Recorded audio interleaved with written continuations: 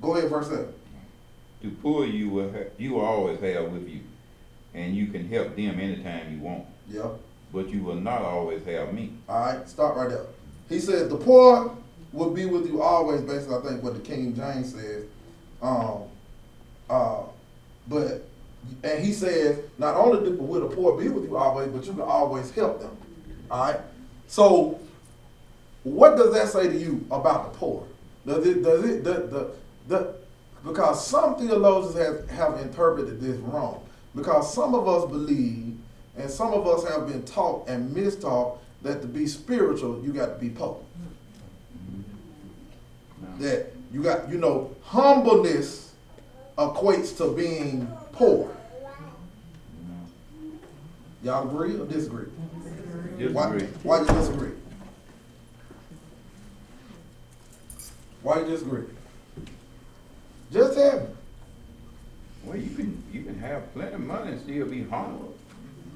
Can you? Yeah. I'll give you one name, Donald Trump.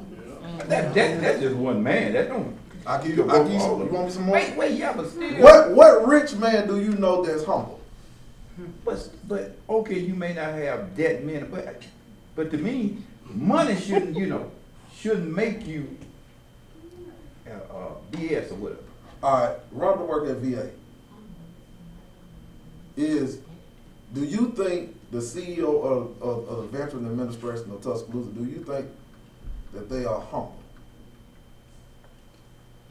Frankly, I don't know him that well. Well, I'm just saying, from what you see. From what I see, I read, because I don't really want to judge, but I always think about that scripture that talk about it's easy, about with the scripture about the the eye of the needle. Yeah, right.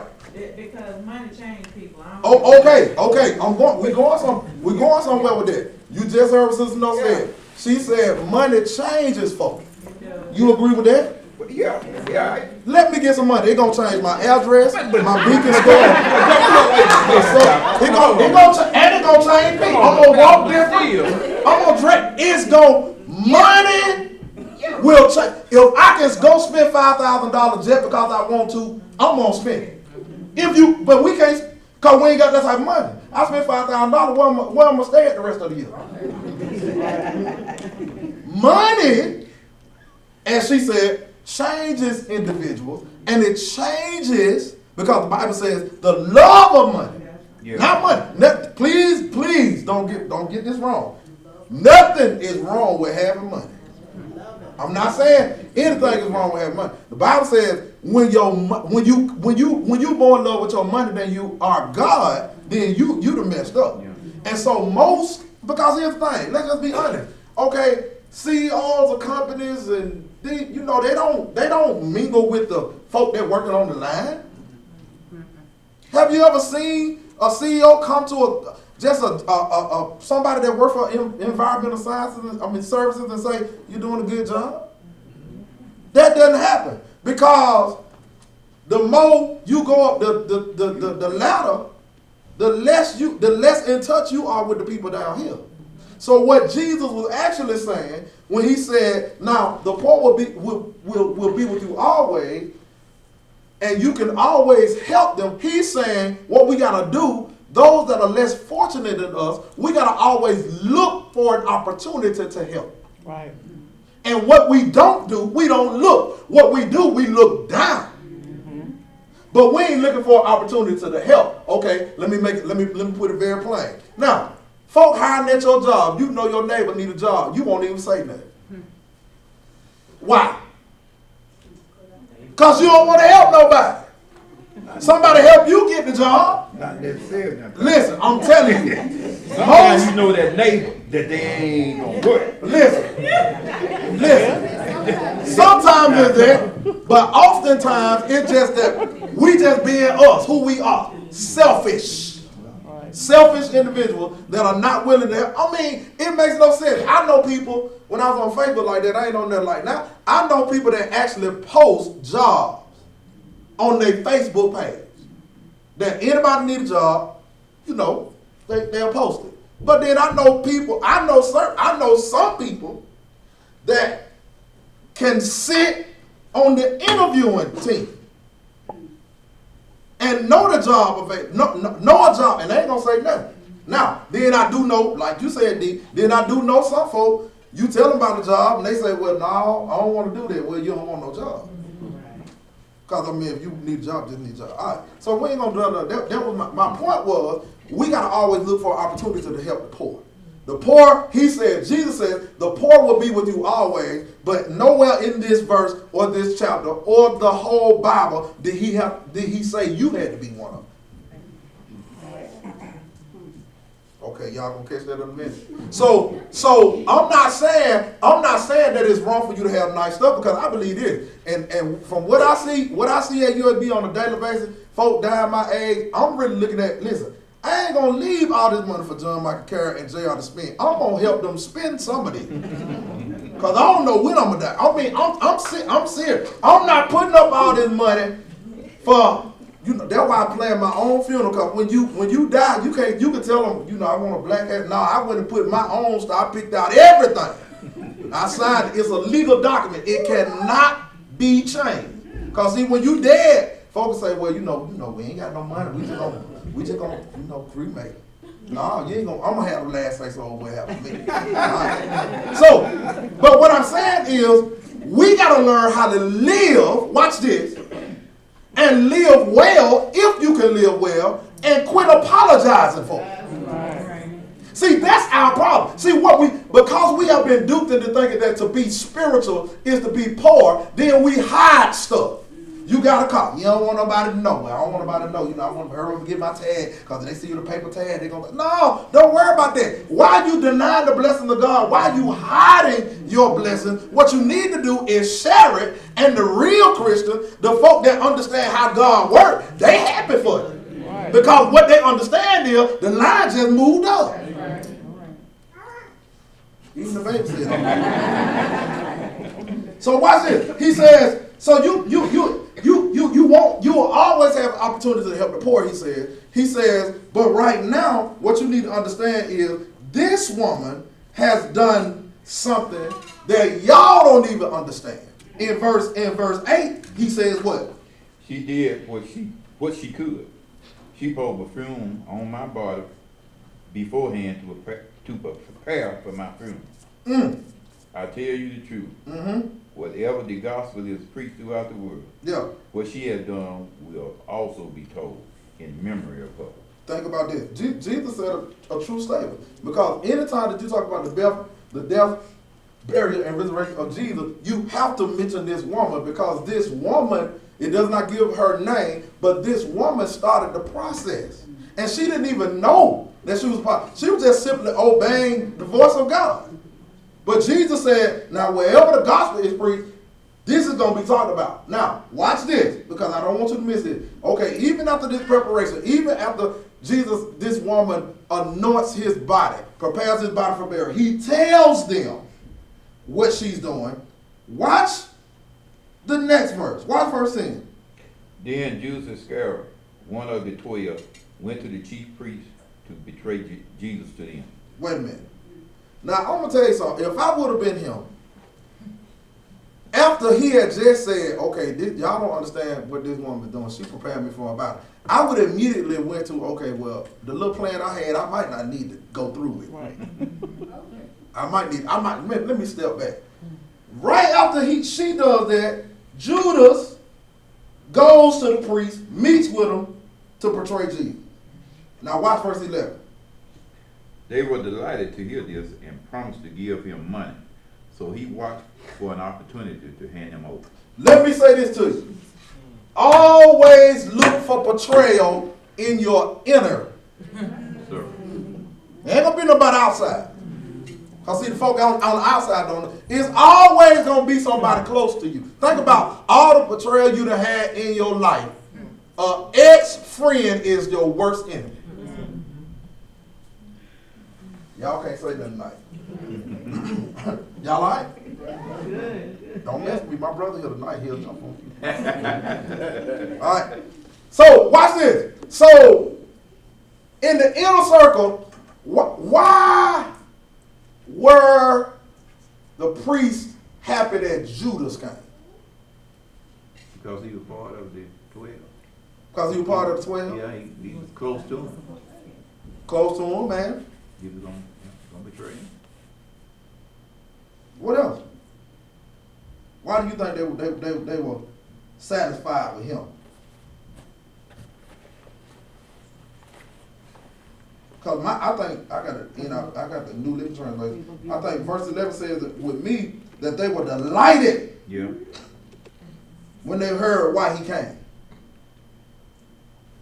Because they may have thought that he was coming to maybe harm them. But when he said, hold up, now, I'm with Jesus, but I really ain't with him. So I came here for y'all. I mean, I'm y'all spy. The Bible said that they were delighted that he had come. Because he was only doing what the scripture said he was going to do. So the inner circle, you got 12 disciples, and one of them betrayed him. William H. Walker says it like this. In every church, if you got 12 members, 1 out of 12 is a devil. He said that's how you can just every 12, count 12 folk, and out of 12 folk, 1 of them gonna betray you. Now, I know that's hard to think about that. I know that's hard to fathom. But think about it. It is true. Because everything that you do, everybody does not understand. Everybody probably does not agree with. And so there are people that hang around you, not because they on your side, but because they can report back.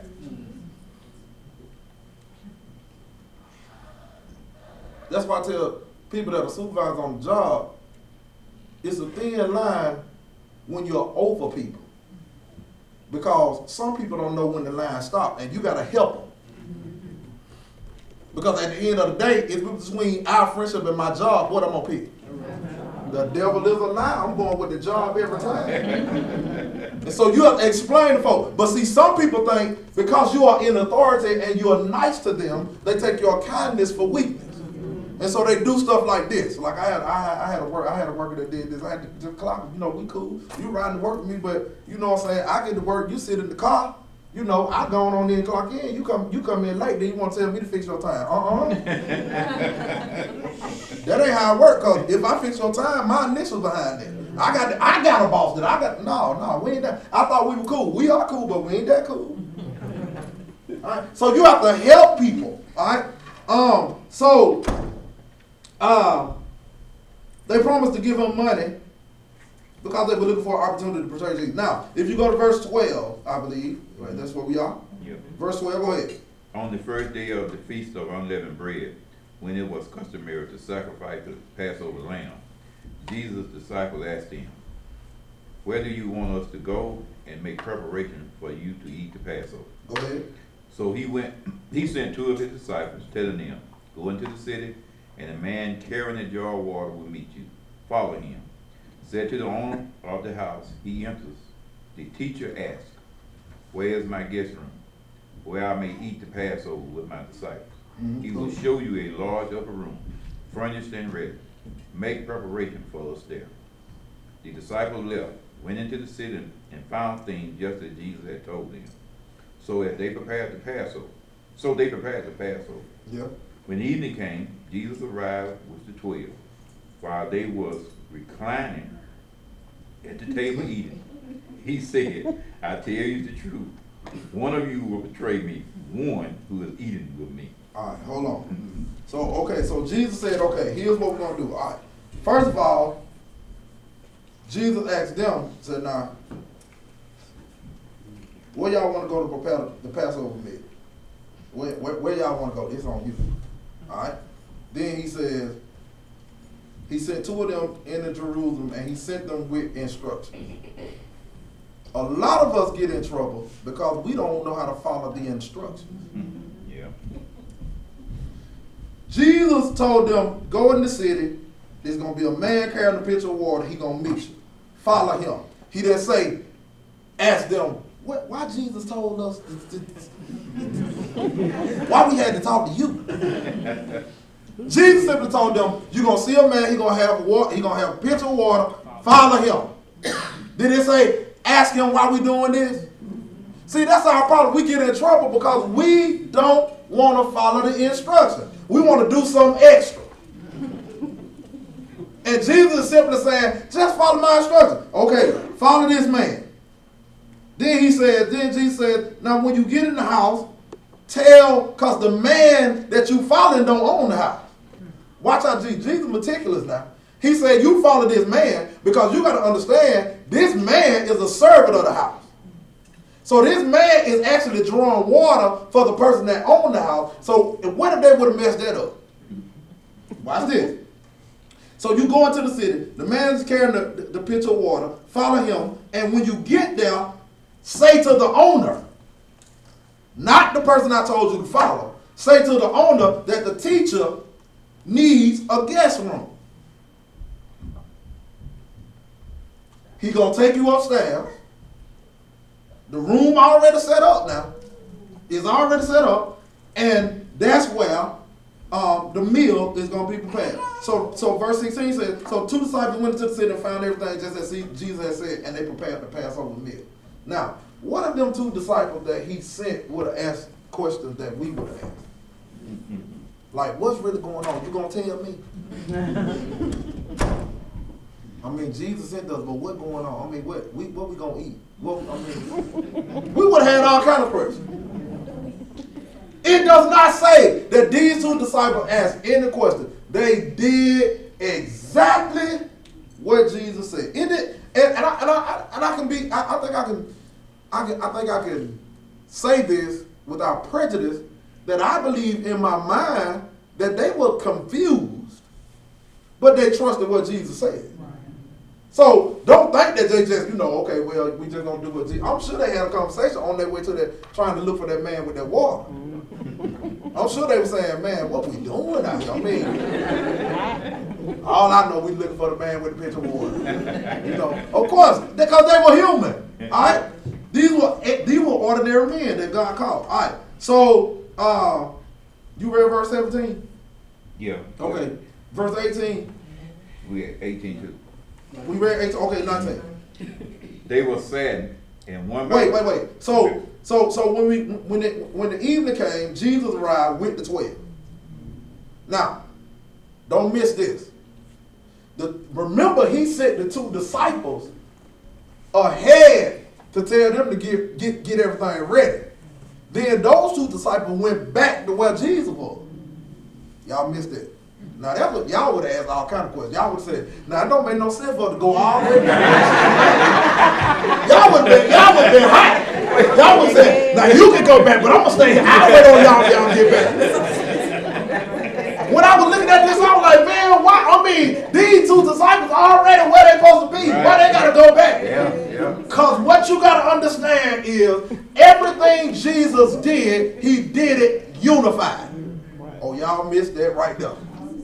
If it was 12 disciples, he needed all of them to be together when they went in the house, because what's going to happen is significant. So even though two of them went to prepare for the meal, they still had to come back and get with the other 10. Now, I would have been hot. I would have been the disciple that said, I'm going to see y'all when y'all get back. And I would have messed up the whole thing. All right. So, where are we? Wait a minute. I got to say something about the last part of that. I'll tell you the truth. As he was sitting at the table, when they walked in and eating, Jesus arrived with the 12. As they walked in, as they were at the table eating, Jesus said, I tell you the truth, one of you eating with me here will betray me. Now, I don't know about you, but I could just imagine that there were conversations going around the table, and then Jesus just busts out and say, oh, by the way, while y'all talking, one of y'all gonna deny me.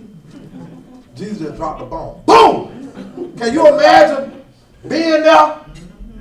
We talking about, what we're gonna do tomorrow and all that kind of stuff. And then Jesus said, oh yeah, by the way, I'll tell you the truth. One of y'all gonna. And then everybody started looking at him. Is it me? Okay, go ahead, read it. We almost there. They were saddened, and one by one they said to him, Surely not I. It is one of the 12, he replied, one who dips bread into the bowl with me. The Son of Man will go just as it is written about him. But woe unto that man who betrayed the Son of Man. It would be better for him if he had not been born. Now wait a minute, Jesus did a old Victor Norman move. He done went to Mr. Abbott. Jesus put, wait a minute. Jesus went off. Jesus said, now wait. It's one of the 12. Now I don't know about y'all. Let's just break this down. It's 12 of us in the room with Jesus. Jesus say, okay, one of y'all gonna deny me. I know every last one of them hard drop. Then Jesus said, it's one of y'all in here. Then he says, it's the one that dipped. Wait a minute, you get closer. You get closer. And the Bible says that all of them said it ain't me. All of them. And then Jesus said, okay, well, I tell you what. The person that did this or gonna do this, it would have been better that you didn't even be born. Lord, have mercy. Jesus, wait a minute. So, Jesus, you telling me my life just ain't nothing, Lord. Look, people really don't understand the significance of this text because you sitting at a meal with Jesus and he knows who the person is that's going to betray. See, that's another reason why we ain't Jesus. Because if it would have been me, I would have said, it's you. Yeah, it's you. Yeah, I mean, you couldn't have, y'all would have went off and said, I done took it as long as I can take. I just got to tell you, it's you. But Jesus still said, the one that dipped in the bread. Now, understand this. You got to understand the custom in that day.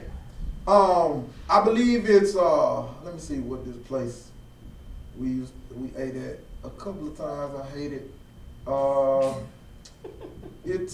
They have olive oil and you dip it in the bread.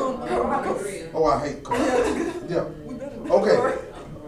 Oh, y'all eat out though. So, I've been to Carrabba's a couple of times, and if you've been to Carrabba's, you know they had olive oil and the bread.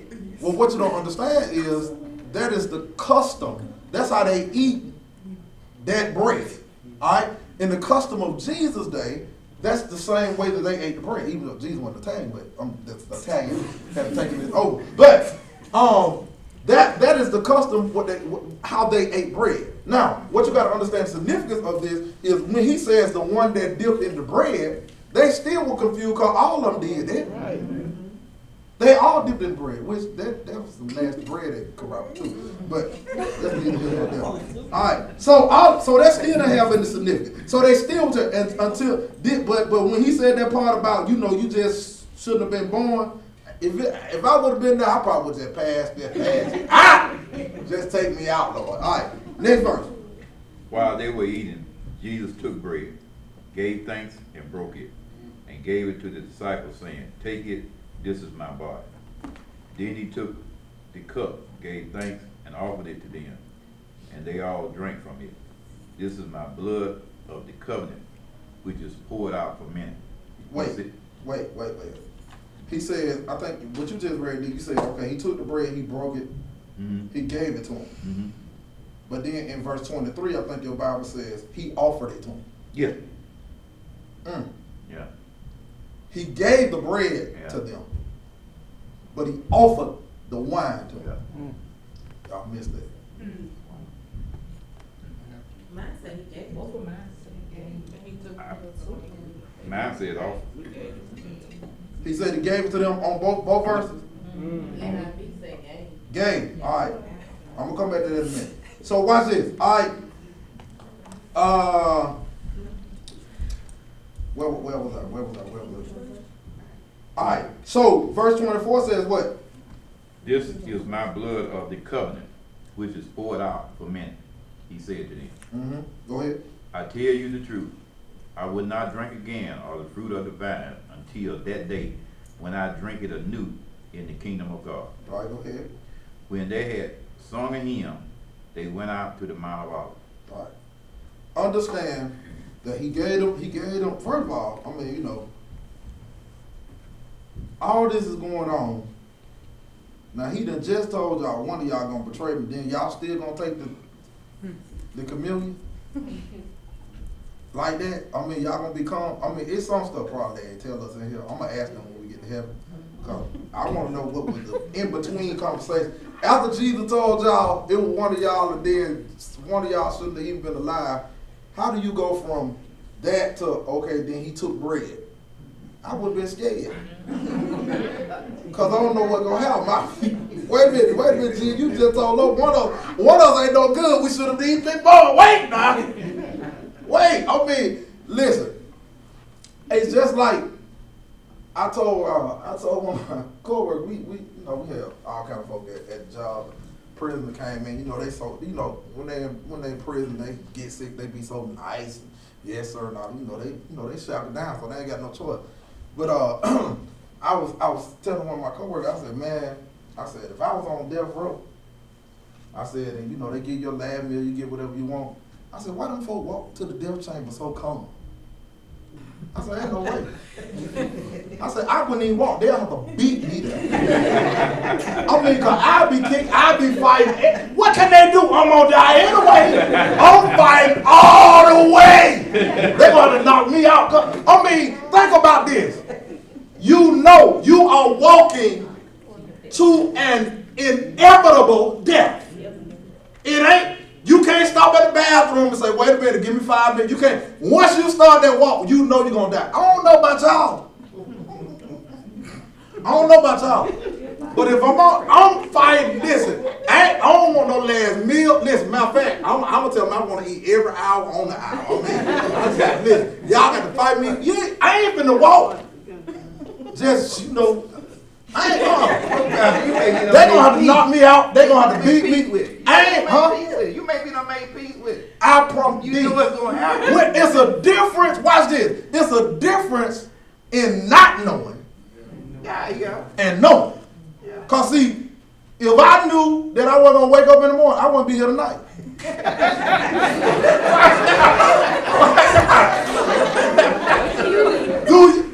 If I knew that I'm going to die tomorrow, I wouldn't be here tonight. I'd be on my knees. Asking the Lord, please receive me.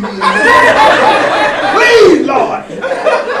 I ain't got time to fool with y'all. If I'm going to die, I ain't got time. Because y'all still going to be here. I got to get it right. I'm finna call, text, email, fax. I'm finna get it all out. All right? They might have did it. Hey. I don't know. I'm just saying. So the Bible says, okay, so Jesus gave communion. So the Bible says they sung the hymn and they went out to the Mount Olives. Understand that Jesus said, now, this is the last time I'm going to drink, because I ain't going to drink no more until I get into the new kingdom. All right. So don't get this twisted with how some theologians say, that means because Jesus drank, we can drink. Wait a minute, let me get y'all straight. You got to understand that custom that I have, running water like we have, and filtration and all that kind of stuff. So wine was good because the water was so contaminated. The wine helped cleanse out your system from that contamination of the water. All right, so that's why they drink. Now, I ain't got nothing to do with why they drink. Go ahead on. So 27. Watch this. We almost done. You will all fall away, Jesus told them. For it is written, I will strike the shepherd, and the sheep will be scattered. But after I have risen, I will go ahead of you into Galilee. Peter declared, even if all fall away, I will not. I tell you the truth, Jesus answered. Today, yes, tonight, before the rooster crows twice, you yourself will disown me 3 times. Now, hold on. That would have been some of us right there. We still trying to prove to Jesus that we down with him. And your own mouth has incriminated you. So you got to understand, at this point, Jesus knows that he is on his way. So he says, now he stopped being silent. I mean, he stopped using parables saying, the person that dipped in. Now he said, now Peter, now you saying this, but before the nightfall, you're going to deny me. Now, you got to watch the people that always say they with you.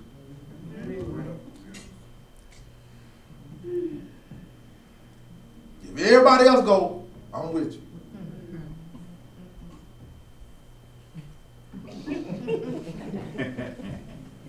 So Peter said, now watch Peter now. He really went overboard with this in verse 31. Peter said, now even if I have to die with you, I ain't gonna deny you.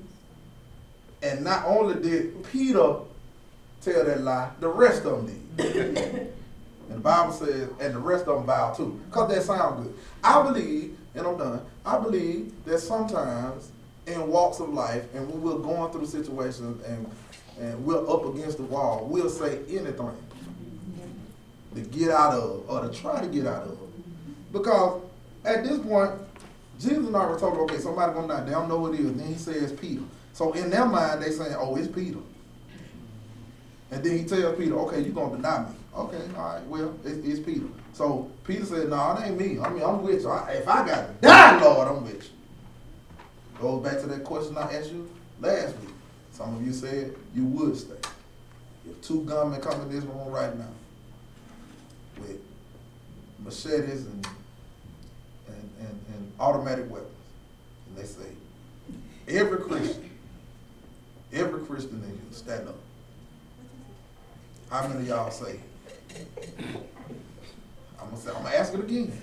How many of y'all gonna say? How many of y'all gonna stand up and say I'm a Christian?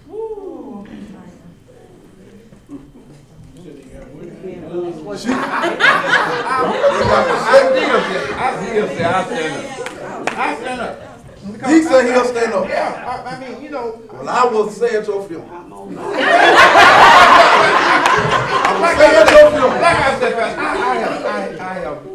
Yeah, you to that point. You to that point. I ain't there yet. I ain't that saved. I'm sorry.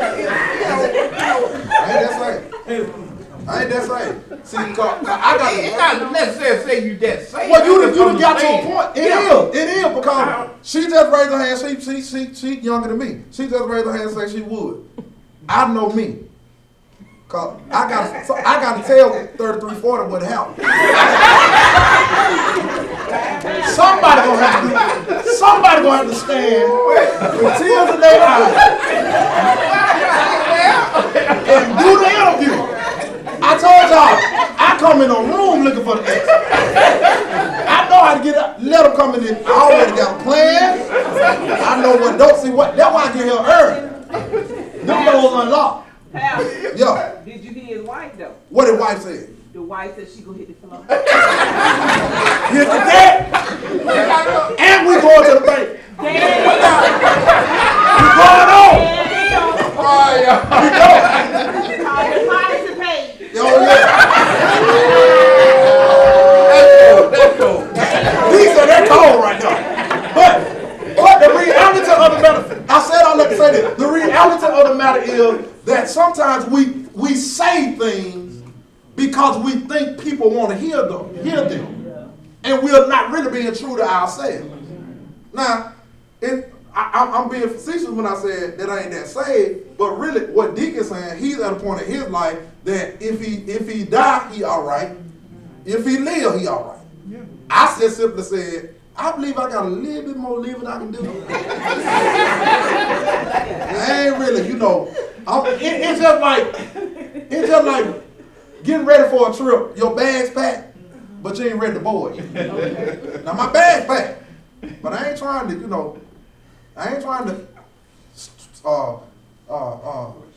swipe my ticket before time. I'm gonna be on time.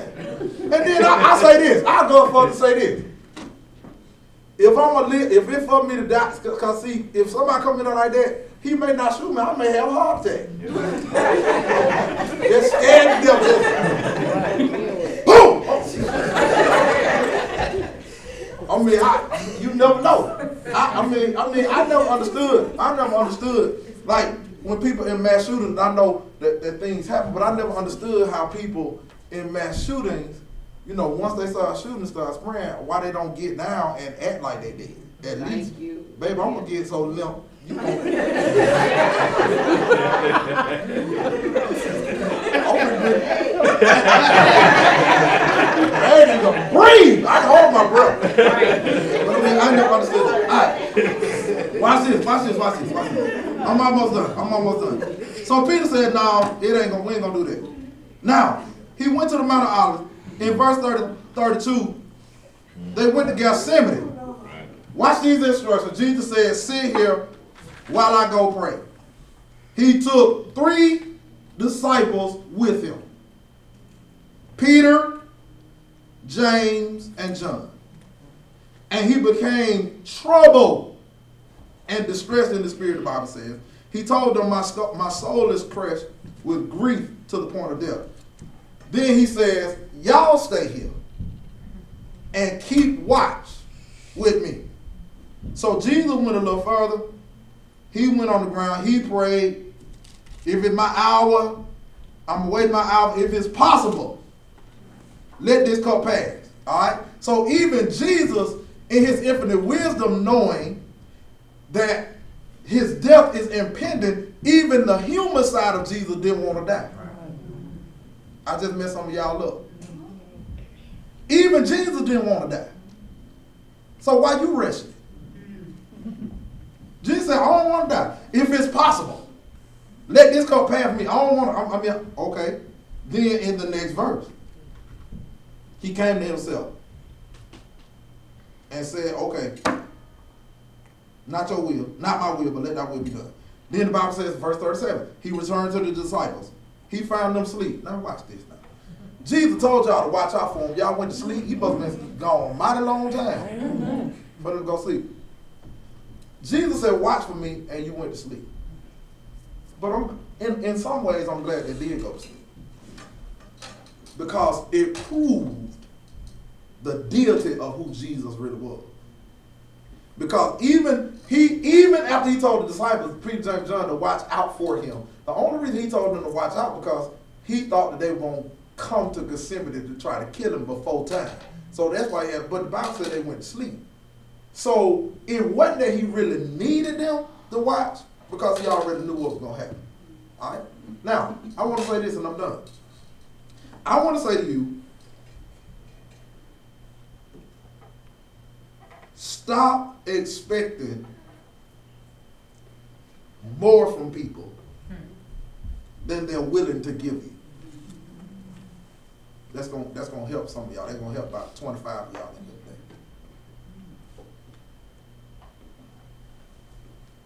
Because if Jesus told his 3 main disciples, when Jesus was getting ready to do something big, he took 3 of them. He didn't take the 12 because I believe all of them could happen. He always took Peter, James, and John because even in your circle, you have an inner circle. All right? And so he took Peter, James, and John, but they went to sleep on them. I think that we depend on folk too much. And we put too many emphasis in people and not on God. And so I believe what God was showing Jesus is that you, my son, you are part of me, and even though you told them to watch, I'm showing you that you can't depend. You've been following me all this time. You got to continue to follow me. I'm gonna take care of you. And so I'm saying all that to say this: that be okay with people going to sleep on your friendship. That's just help somebody. Let me get an offering plate, because I just freeze some folk in here today. Be okay with folk that go to sleep on other things that you think they ought to watch for, that they ought to watch out for you about this and about that. Because you got to understand that everybody is not you. And everybody don't see what you see. Case in point. I'm done. You can turn the tape off.